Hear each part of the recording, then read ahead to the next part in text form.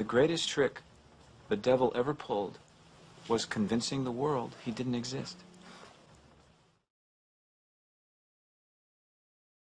Jerusalem is one of the oldest cities in the world, having been continuously inhabited for close to 6 millennia. The old walled city that occupies an area of less than 1 square kilometer is sacred in Judaism, Christianity, and Islam.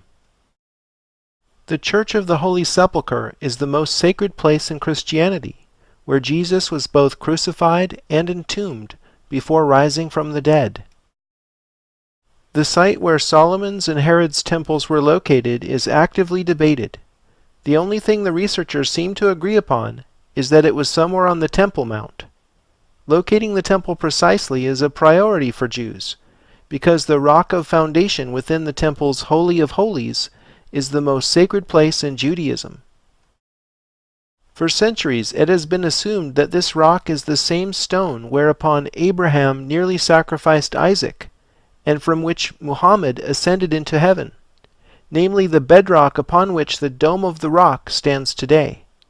You can see in this cutaway how the Sufi shrine was built to worship this bedrock. My favorite theory comes from Dr. Asher Kaufman in 1991. He claims that the Jewish foundation stone is located just north of the Dome of the Rock, in a small section of exposed bedrock currently under the diminutive Dome of the Tablets. The echo of tablets in the dome's name is actually circumstantial evidence suggesting correlation with the tablets of the 10 Commandments. These most famous tablets were stored in the Ark of the Covenant, which of course was located within the Holy of Holies within Solomon's temple. However, the main reason I subscribe to this theory is that it fits the larger geometry of the city, as proposed by John Michel and Christine Rohn in their book 12 Tribe Nations. Michel and Rohn have drawn a 5 by 12 rectangle over Jerusalem, matching the proportion of rectangles we've studied all over the world. The Jerusalem rectangle is anchored in the ancient Jaffa Gate, an opposite city wall corner point here. Its right edge parallels the Temple Mount. Richard Heath showed in Sacred Number that when we draw equal x's within the rectangle, the crossing points pass directly over the rock of Calvary inside the Church of the Holy Sepulchre, where Jesus was crucified, and over the Jewish rock of foundation under the Dome of the Tablets. In other words, these x's precisely mark the holiest spots in Christianity and Judaism. Measuring the rectangle uncovers something more. The length is equal to 1,728 cubits of 1.728 feet each. That's a double reference to the number we learned in Washington, D.C. symbolizes a cube.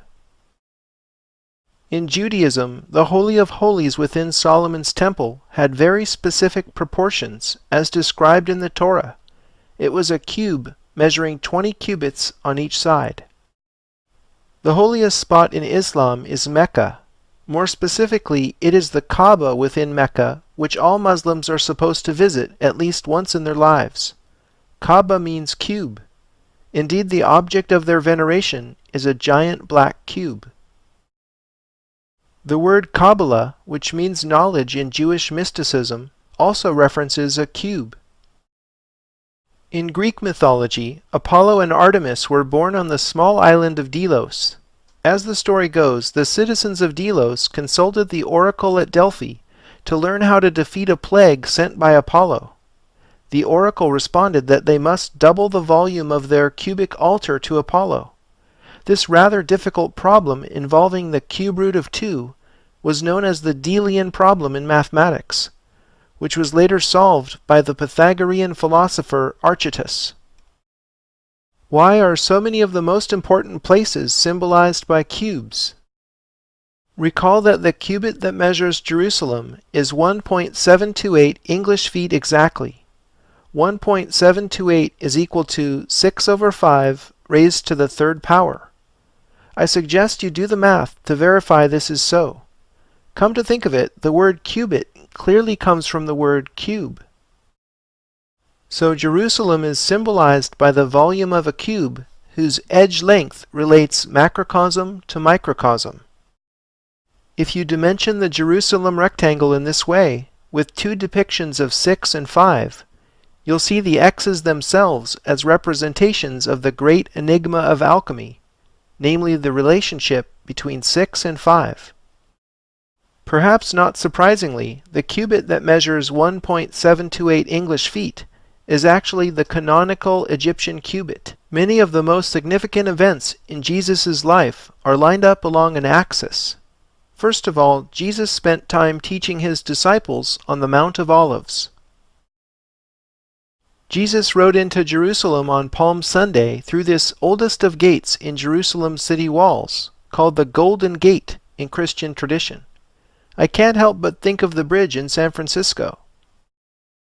Here's Giotto's depiction of Mary's parents, Joachim and Anne, meeting at the Golden Gate. In Jewish tradition, this same gate is the one through which the Messiah will enter Jerusalem at some unknown point in the future. However, Suleiman the Magnificent sealed off the Golden Gate in 1541, literally to prevent the Messiah's entrance, and the Golden Gate and Temple Mount remain under Islamic control today. As you know, this tension between Muslims and Jews has persisted up to the present day. Jesus upset the money changers' tables in Herod's temple here, if we accept the Kaufman theory as to the location of the Second Temple. The Garden of Gethsemane is the place where Jesus prayed the night before his crucifixion. This is the place where he is said to have sweat drops of blood. As tradition has it, the crucifixion happened at Calvary, and his body was placed in the Holy Sepulchre just a few dozen feet away. Isn't it amazing that most of the important events in Christianity took place along an axis connecting the center of the X's in this diagram? And I have a video here covering a subject I've been wanting to cover for a really long time, but I was just waiting for that one piece. Well, it seems I found that piece just yesterday, so I kind of want to get into this here. Now, what you're looking at right here, this is the Supreme Court building in Israel. And as you can see right there over on the left, that's an Illuminati pyramid with the sun symbol, or the eye, right there at the very top. It's a very common symbol that we all associate with the Illuminati, or the beast system, if you will. And here we find it on top of Israel's Supreme Court building.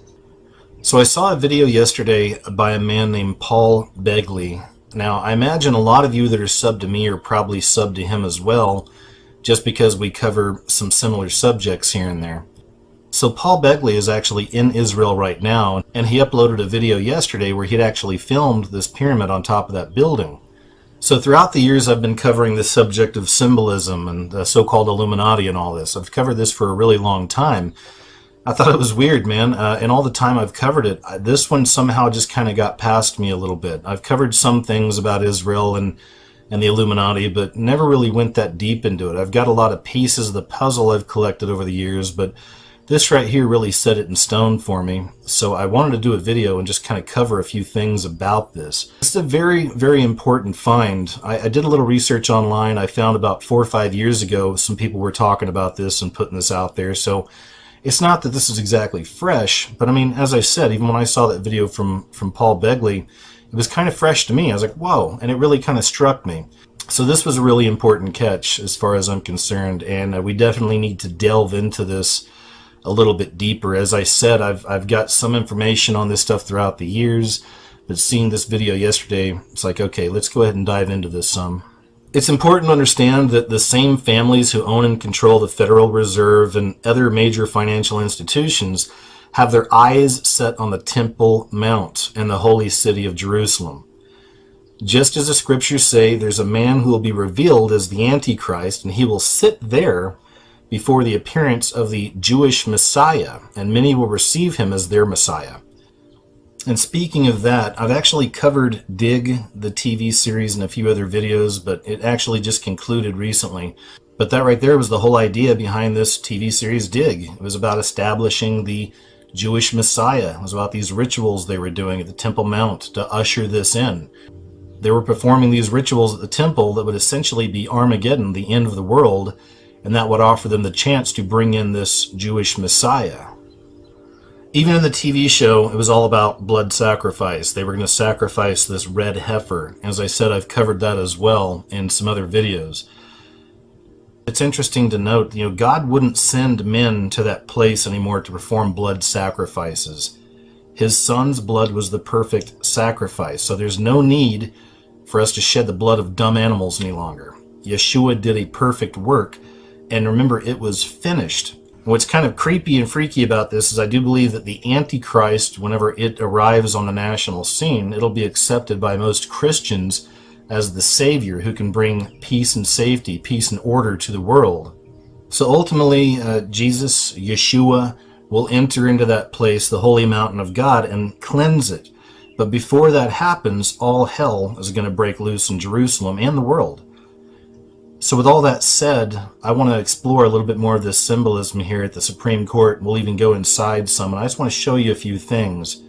So this is a very, very touchy subject, and before I get into it, I just want to address a few things. It's not all the Jews, all right? I get this message on so many of my videos. It's like, why don't you ever talk about the Jews? It's the Jews, So much hatred for that entire race. Now, I refuse to do that. Because what a lot of people don't understand is that all religions are controlled by the devil. All religions are of the beast system.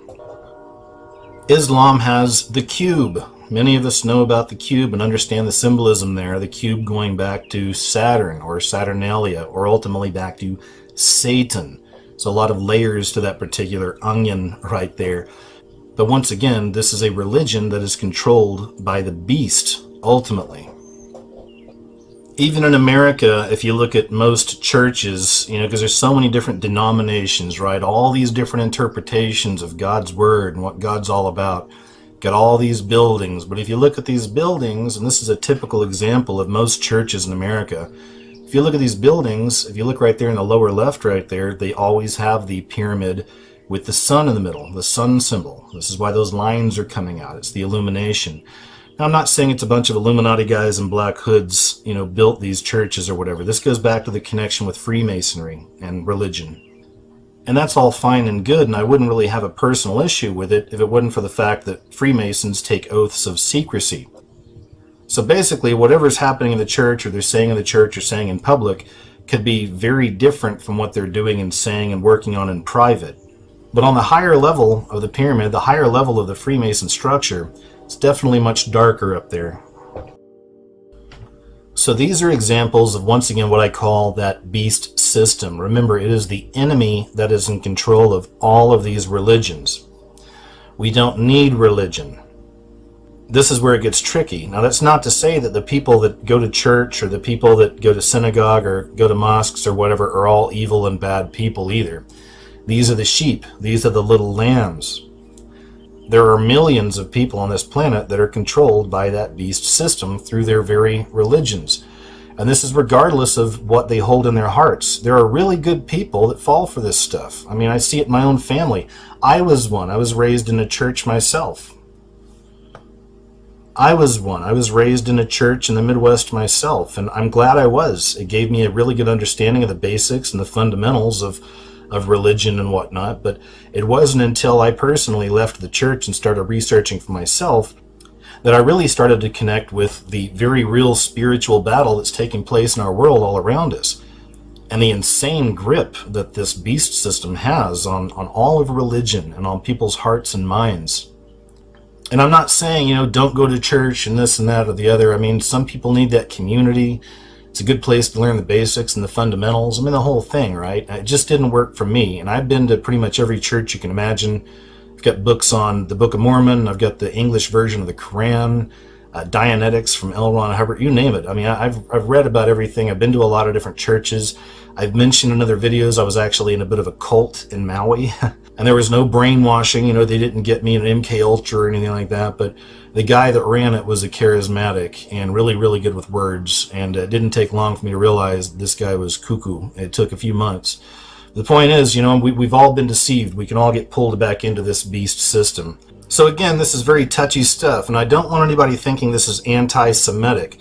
Now, that's a big issue. This is what this Illuminati, if you will, these people at the top of the pyramid, have been hiding behind for decades now. Like, if you ever go against Israel or say anything against Israel, it's like automatically you're an anti-Semite. You know, you hate the Jews. That's all a psyop. It's social engineering. It's just a way to shut you down and keep your mouth shut. So once again, understand, I'm coming from a place of love. I see us all as brothers and sisters in Christ, whether people believe in that or not. That's how I see the world. The Supreme Court building sits on a plot of land next to the Foreign Ministry and the Central Bank of Israel. Now, it's important to note there's a lot of ley lines at play here as well. I'm not going to cover that so much here in this video. There's people out there that do really good work with that. There's a lot of things happening with the ley lines all around the Supreme Court as well. But that being said, it's important to understand that everything about this building has been thought out to the very finest detail. And I see it as absolutely diabolical. This is the devil's plan being put into place before we ever even realize it. The devil, knows its final battle will be here in Jerusalem. Now, if you're not familiar with the Rothschild family, please do a little research there. People always ask, who's the Illuminati? What do they look like? This is one of them. The Rothschild family is one of the Illuminati bloodline families. So it's interesting to note that the engineers who were chosen for this job by the Rothschilds were the grandson and granddaughter of a man who actually worked for Baron Rothschild. You also find their love of numerology all throughout this building and in the building process. It was important to the builder to have everything done according to the correct numbers. It's really interesting because all around the building you'll find these different pathways that you can walk through, and here's one right here. The larger circle you see at the bottom of the picture is actually an inverted cross, and this whole thing was designed for people to walk on. So this is actually a religious emblem placed there designed for people to trample on under their feet. So keeping in mind that we're approaching a one-world religion, okay, this is what's coming. This will be the beast system fully revealed, the Antichrist system. So this is why we find all the world religions represented in one way or another. For instance, right here, just beyond that Egyptian obelisk, lies a Muslim gravesite. Another thing you'll find all throughout the building and even out in the courtyard are multiple Hindu altars. And just in case there's still any doubt that the Rothschilds are actually behind this, this is one of the placards you find on the wall. The founder of the Rothschild dynasty and his 5 sons established all the central banks throughout Europe. The Rothschilds made several stipulations with the Israeli government before building the Supreme Court.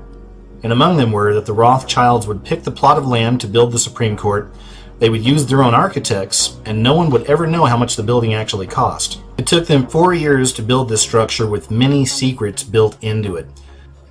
As I said, every element of this building was built according to occult knowledge. This right here is a great example. You find it right here that when you first enter the building, you actually find yourself on the journey. This entire journey is intended to bring one from darkness into the light and become an illuminated one. As you see here, when you very first enter the building, it starts off with dim lighting, but as you look up the stairs, you see the bright light that comes from a very large window that looks over parts of Jerusalem. It's also very important to note these steps here. There are 3 sets of 10 steps, making a total of 30. Now, as you ascend these 30 steps, you come from the darkness into the light. And from here you can see the world, or in this case the city of Jerusalem, like you've never seen it before. It's also worth mentioning that right here on the right side you'll see the old Jerusalem stone. Some even believe these same stones were used in the Second Temple. And on the other side you'll see the smooth modern wall. There are 6 lampstands going up that speaks to the man on his journey to gain his knowledge and become illuminated. But once again, I think it's very important to note that the ones who built this building built it to be, in their eyes, perfect and in their order of things, even numerically. And even right here, this is where we start getting a little bit deeper, but when you leave the center courtroom or the main courtroom, the base of the stairs you walk down, as you descend, you'll find the fertility symbol right there in the very center, which is always present in any of these so-called Illuminati structures. It's often kind of hidden, but it's always there. The symbol there in the center represents the woman, and then the, of course, staff or whatever you'd like to call that going through the center is the penetration. And speaking of that sign of fertility, we find it once again here at Wasilla High School. They actually made the statue a few years back, and this is Sarah Palin's territory right here. Once again, they're telling us that this is all about the, quote, warrior from within. Once again, alluding to the, if you will, female sexual organs, these signs of fertility. These things are often connected as well to the whole idea of goddess worship, and I've covered that in a lot of videos as well.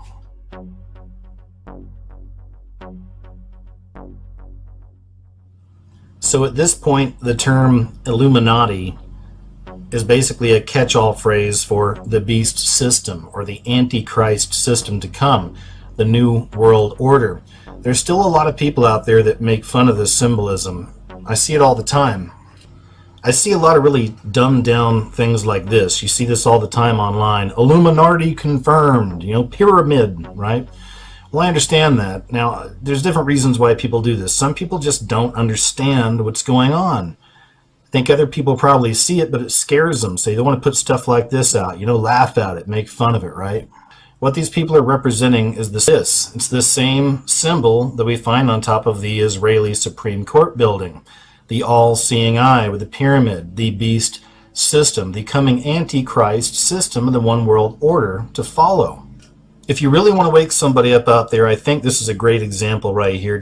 You can show them this pyramid with the sun symbol or the all-seeing eye on top of the Israeli Supreme Court. Show them all the other symbolism that's taking place inside this building and around it.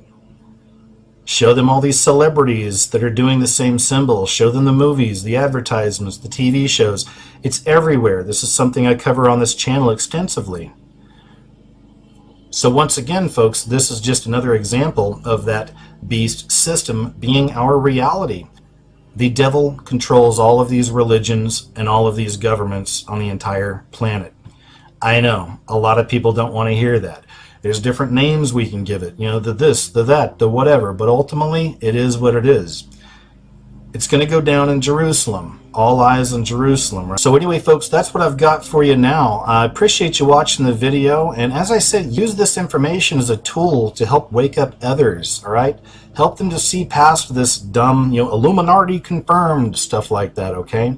Show them the facts, show them the truth, and then let them figure out the rest for themselves. Because a lot of people want you to just give them the answers. But oftentimes when you just tell somebody something, they don't totally take it in. So lead them down the path. Give them the tools they need, the tools necessary to find out more about this hidden reality right before our very eyes. Before we leave Jerusalem, I want to detour to a place you'd probably never expect me to go. Winnipeg, Canada. It's the capital of Manitoba, eh? Architectural historian Frank Albo has discovered the Manitoba Legislative Building is not only a reconstruction of Solomon's Temple, but is loaded with secrets in plain sight. The architect Frank Worthington Simon designed this 1920 building to be veiled in allegory and illustrated with symbols only his Freemasonic brothers would understand. In fact, every premier who worked in this building from 1870 to 1967 was a Freemason. 2 Egyptian sphinxes flank the entrance, just as they do in front of the House of the Temple in Washington, D.C. The top of the dome features a 13-foot-high gilded statue of Mercury, the same golden boy we'll meet again in Paris. After going up 2 flights of 13 steps, one enters a cubic space measuring 66.6 feet on edge. We'll uncover the unexpected meaning of 666 in the most surprising of places in Paris. It's probably not what you think. According to Albo's research, 2 13-foot-high bronze bisons identify this as a cleansing room in temple vernacular. Going up another flight of 13 steps, one arrives in the rotunda. There's a mural on the wall of the rotunda above the entrance to the Manitoba Legislative Assembly that ostensibly depicts World War I. However, a man wearing a white robe with exposed chest, being supported by his brother, identifies him as an initiate in the first Masonic degree ceremony. Albo identifies this mural as the altar in what is secretly an initiation chamber. Looking up in the rotunda, you see the underside of the central dome the golden boy is perched upon. and looking down a level through an oculus in the floor reveals a fascinating space called the Pool of the Black Star. Just off the rotunda is the Lieutenant Governor's reception suite, which is the only space in the building off limits to the public. Albo got special permission to measure the chamber, and discovered it's a cube, having an edge length of 20 cubits. These are precisely the same dimensions as the Holy of Holies within Solomon's temple, a place that was also obviously off limits to the public. But if this represents the Holy of Holies within Solomon's temple, where is the Ark of the Covenant? Albo discovered it's directly above this suite on the building exterior. The war chest, as it's known, is flanked by 2 warriors, which one can accurately identify as raiders of the lost Ark. This building is clearly amazing, but why is it here? Albo points out that Winnipeg is at the geographical center of North America. The Black Star at the heart of the legislative building was deliberately placed upon this naval point. Okay, but what is the building really doing? I think the Manitoba Legislative Building was designed as a magical talisman to harvest, or in some sense control, the energies of North America. Consider a much older example of this type of talismanic magic. Old Sarum, which is the center point of ley lines in England, dates from the same era as Stonehenge, Avebury, and Silbury Hill. This radiating topology reminds me of one other magical artifact, the sun disk worshipped during the reign of King Tut's father, the pharaoh Akhenaten. If you think believing in magic is childish, consider Walt Disney's so-called Magic Kingdom. Did you know Disneyland has a mysterious Club 33, which is not open to the general public? We know from studying DC how important the number 33 is to Masons. Club 33 memberships cost $20,000, and it's the only place in Disneyland where alcohol is served. There's clearly more going on in the Magic Kingdom than meets the eye. I think the Black Star at the center of North America holds a much deeper secret. Physicist Nassim Haramein, whom you'll hear more about in Rome, believes that Moses took a compact power source out of the Great Pyramid and placed it inside the Ark of the Covenant before he left Egypt. Haramein showed how the Ark fits precisely within the misnamed sarcophagus inside the king's chamber within the Great Pyramid. It was misnamed because no mummy has ever been found in an Egyptian pyramid. By the way, the granite box's exterior volume is exactly double its interior volume, a mathematical relationship echoed thousands of years later in the Delian problem that plagued the Greeks. Perhaps there is nowhere else in the world with more layers of history and symbolism than Jerusalem. I can think of no better example of this than in the Church of the Holy Sepulchre. Its architecture is a patchwork made from so many untold layers. Calvary Chapel is built on the first foot or so of the rock upon which Jesus is said to have been crucified. Excavation that took place in 1973 revealed a chapel some 15 feet under this rock called the Tomb of Adam, where the first human skull is said to be visible in the rock face. In fact, the term Calvary comes from the Latin Calvariae locus, which is Golgotha in Greek, or place of the skull in English. Prior to the first Christian emperor Constantine the Great repurposing this site as the Church of the Holy Sepulchre, it had been a temple of Venus. Before the Romans worshipped Venus, she was known in the Greek world as Aphrodite. And if we dig deeply enough, we find yet another layer on top of the Egyptian Isis.